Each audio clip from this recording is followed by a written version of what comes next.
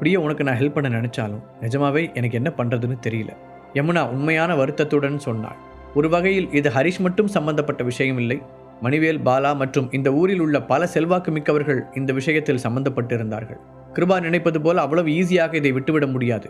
யமுனா தன் மகளை எவ்வளவுதான் நேசித்தாலும் இந்த விஷயத்தில் அவளை நிச்சயம் காப்பாற்ற முடியாது. அப்போது ஒரு பெரிய சத்தம் கேட்க இருவரும் திடுக்கிட்டு திரும்பினார்கள். மணிவேல்தான் கோபத்துடன் கதவை உதைத்து திறந்தபடி உள்ளே வந்தார். அவரை பார்க்கும்போதே எந்த அளவிற்கு கோபத்தில் இருக்கிறார் என்பது வெளிப்படையாக தெரிந்தது. அப்பா என்று கத்தியபடி கிருபா யமுனாவின் பின்னால் ஒளிந்து கொண்டாள். தன் அப்பாவுடைய தோற்றம் அவளை ரொம்பவே பயமுறுத்தியது. ஏங்க கொஞ்சம் பொறுமையா இருங்க, என்னதான் இருந்தாலும் அவன் நம்ம பொண்ணு, ஏதோ தெரியாமல் பண்ணிட்டா, அப்போ இருந்தே பயத்தில் நடுங்கிட்டு இருக்கா. யமுனா பொறுமையாக அவருக்கு எடுத்து கூறினாள். என்ன, அவளுக்கு பயமா?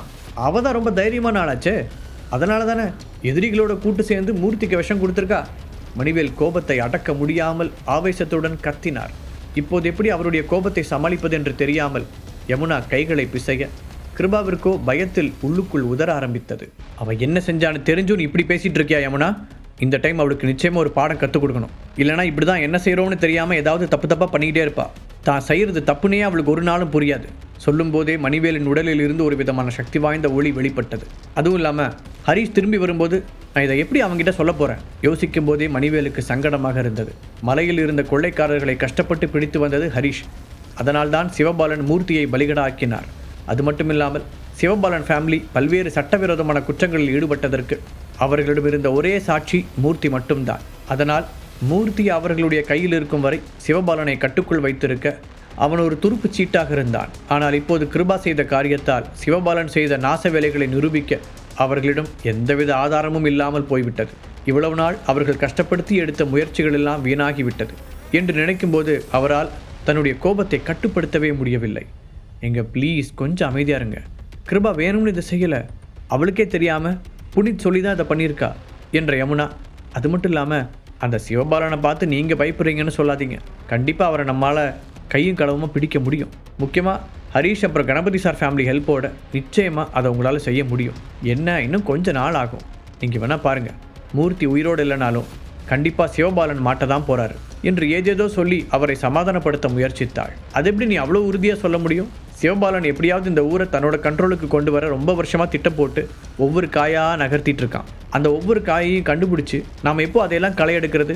இப்போ தான் நம்மக்கிட்ட எந்த ஆதாரமும் இல்லையே. அந்த நம்பிக்கையை தான் இவன் குழி தோண்டி புதைச்சிட்டாளே. மணிவேலின் குரலில் ஆத்திரம் தெரிந்தது.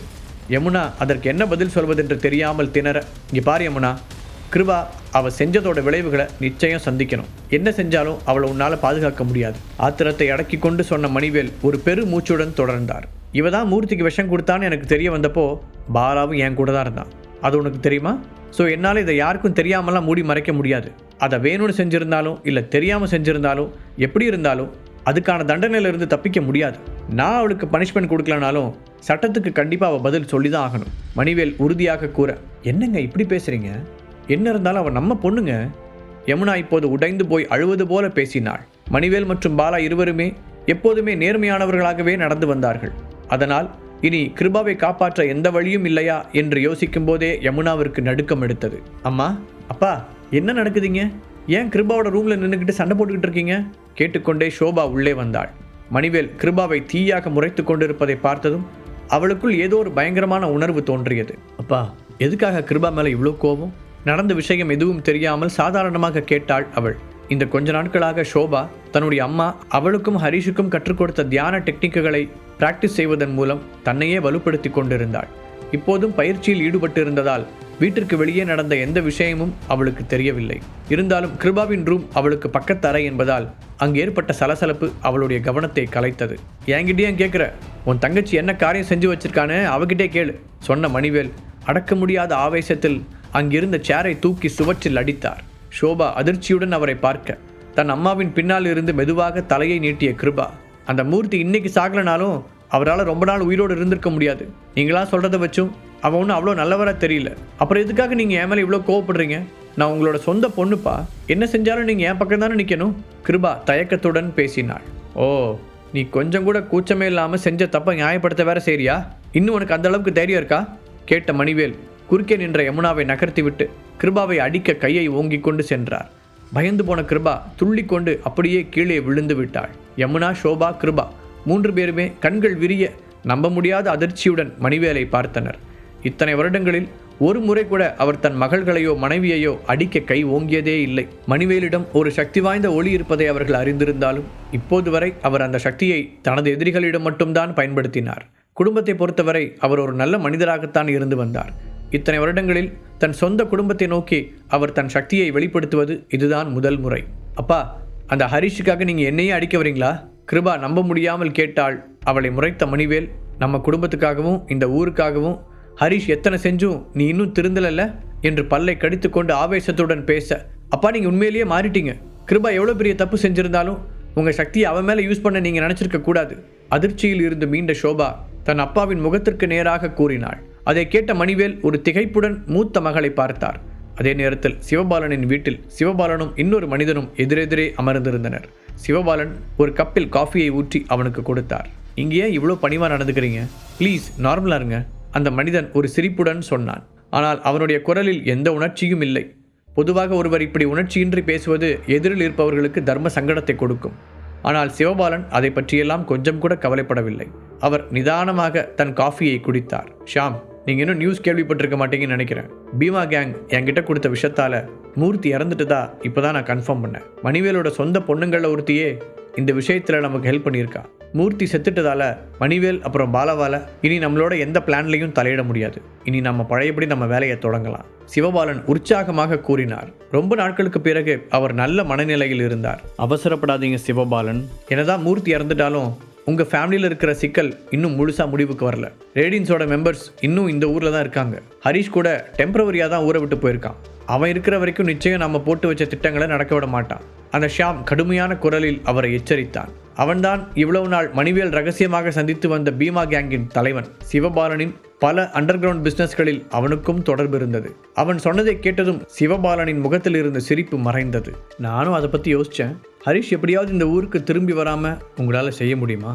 அதுக்கு ஏதாவது வழி இருக்கா? வெறுப்பு பொங்க கேட்டார் சிவபாலன். இப்போதைக்கு இந்த உலகத்திலேயே அவர் அதிகமாக வெறுக்கும் நபராக ஹரிஷ் இருந்தான். ஏனென்றால் அவனால் தான் சிவபாலன் பல வருடங்களாக கஷ்டப்பட்டு ஒவ்வொரு செங்கலாக சேர்த்து கட்டி வைத்த கோட்டை தவிடுபொடியானது. இப்போது அவருடைய அதிகாரமும் அந்தஸ்தும் மணிவேல் மற்றும் பாலாவின் குடும்பங்களால் இன்னும் தீவிரமாக கட்டுப்படுத்தப்பட, அதன் விளைவாக அந்த ஊரில் சிவபாலனின் செல்வாக்கு ஒவ்வொரு நாளும் சுருங்கி கொண்டே வந்தது. ஒரு வழி இருக்கு, ஆனால் அதுக்கு ரொம்ப செலவாகும். கொடூரமான சிரிப்புடன் சொன்னான் ஷியாம். அவனுடைய கண்களில் கொலை வெறி மின்னியது. பணம் ஒரு பிரச்சனையே இல்லை. முன்னாடி கொடுக்கறதா சொன்ன அமௌண்ட்டை விட 10 மடங்கு கூட அதிகமாக தர தயாராக இருக்கேன். அதுக்கு பதிலாக நான் ஒன்று தான் கேட்டுக்கிறேன் என்ற சிவபாலன் ஷியாமின் கண்களை உற்று பார்த்தார். என்ன செஞ்சாவது அந்த ஹரிஷை இங்கே திரும்பி வராமல் நீங்கள் தடுக்கணும். இதை சொல்லும்போதே அவரிடம் ஒரு குள்ளநரியின் தந்திரம் தெரிந்தது. சிவபாலன் நிச்சயம் ஒரு முட்டாள் இல்லை. அதனால் இயற்கையாகவே ரேடியன்ஸில் ஹரிஷுக்கு இருக்கும் முக்கியத்துவத்தை அவரால் பார்க்க முடிந்தது. அவர்கள் இந்த ஊருக்கு வந்ததிலிருந்து இந்த நிமிடம் வரை ரேடியன்ஸ் ஹரிஷை தவிர வேறு எந்த ஒரு தளபதியையும் அனுப்பவில்லை. அதனால் ஹரிஷ் மட்டும் அந்த ஊரில் இல்லை என்றால் ரேடியன்ஸின் மெம்பர்கள் தங்களை வழிநடத்த ஆளில்லாமல் துடுப்பில்லாத படகு போல ஆகிவிடுவார்கள். அப்படி இருக்கும்போது அவர்களால் சிவபாலனை பெரிதாக எதுவும் செய்துவிட முடியாது. மேலும் இப்போது ஹரிஷ் இல்லாத இந்த சமயத்தை பயன்படுத்தி மணிவேல் மற்றும் கணபதியின் குடும்பங்களை சமாளிக்க அவர் தனது முழு பலத்தையும் செலுத்த வேண்டும். அவர் மனதில் ஒவ்வொரு திட்டமாக உருவானது. நான் கேட்குறத நீங்கள் கொடுத்தா உங்களோட கோரிக்கை எதுவாக இருந்தாலும் நான் நிறைவேற்றி தருவேன். நான் உடனே சென்னைக்கு ஆளுங்களை அனுப்ப ஏற்பாடு பண்ணுறேன். அவ்வளவு நேரம் இருந்த இறுக்கம் மாறி ஷியாம் உற்சாகமாக கூறினார். அதே நேரத்தில் இன்னொரு பக்கம் சார்ஜென்ட் அனுப்பிய லெட்டரை பார்த்து டெவில் கேங்கின் தலைவர் முகத்தை சுளித்தார். டாப் 10 ஆர்கனைசேஷனில் இருக்கிற எல்லா அமைப்புகளுமே ஒருத்தருக்கு சப்போர்ட் பண்ணுறாங்கன்னு நல்லா தெரியுது. நமக்கு எதிராக அவங்க எல்லாரும் ஒன்று சேருவாங்க அப்படிங்கிற விஷயத்தில் நாம் கொஞ்சம் கோட்டை விட்டுட்டோம். இன்னுமே கவனமாக இருந்திருக்கணும். லெட்டரை கீழே வைத்த டெவில் கேங்கின் தலைவர் யோசனையுடன் தன் பின்னங்கழுத்தை தடவினார். நம்ம ஆளுங்க ஏற்கனவே ரொம்ப பெரிய இழப்பை சந்திச்சிருக்காங்க. இப்போ அவங்க தொடர்ந்து சண்டை போடணுமா இல்லை பின் வாங்கணுமா அப்படின்னு உங்ககிட்ட கேட்க சொல்லி சார்ஜென்ட் என்னை அனுப்பி வச்சாரு. அந்த அசிஸ்டன்ட் ஆஃபீஸர் மரியாதையுடன் மண்டியிட்டு தலைவரிடம் கூறினார். இதில் முடிவெடுக்க என்ன இருக்குது? நாம் இப்போ கொஞ்சம் சவாலான நேரத்தில் இருக்கோம், அவ்வளோதான். பின்வாங்கிறத பற்றியெல்லாம் யோசிக்கிறதுக்கு இன்னும் ரொம்ப நேரம் இருக்குது சொன்ன டெவில் கேங்கின் தலைவர் அங்கிருந்த இன்னொருவனை அழைத்து அப்புறம் உடனடியாக நம்ம அமைப்போட முக்கியமான அதிகாரிகள் அப்புறம் துணைத் தலைவர்கள் எல்லாரையும் வர சொல்லி ஒரு கூட்டத்துக்கு ஏற்பாடு பண்ணு என்று உத்தரவிட்டார். பின்பு லெட்டர் கொண்டு வந்த அசிஸ்டன்ட் ஆஃபீஸரை திரும்பி பார்த்தவர், நான் உடனே தேவையான ஆளுங்களோட இன்னொரு பெரிய படையை சார்ஜென்ட்டுக்கு துணையை அனுப்பி வைக்கிறேன். நீ அவங்கள கூட்டிகிட்டு போகும்போது நம்ம ஆளுங்களுக்கு தேவையான மருந்துகளையும் உங்களோட எடுத்துட்டு போங்க. நிமிடத்தில் முடிவெடுத்த தலைவர் ஒவ்வொன்றாக கூற அந்த ஆபீசர் உத்தரவு தலைவரே என்று கூறியபடி அங்கிருந்து எழுந்து வெளியே சென்றான்.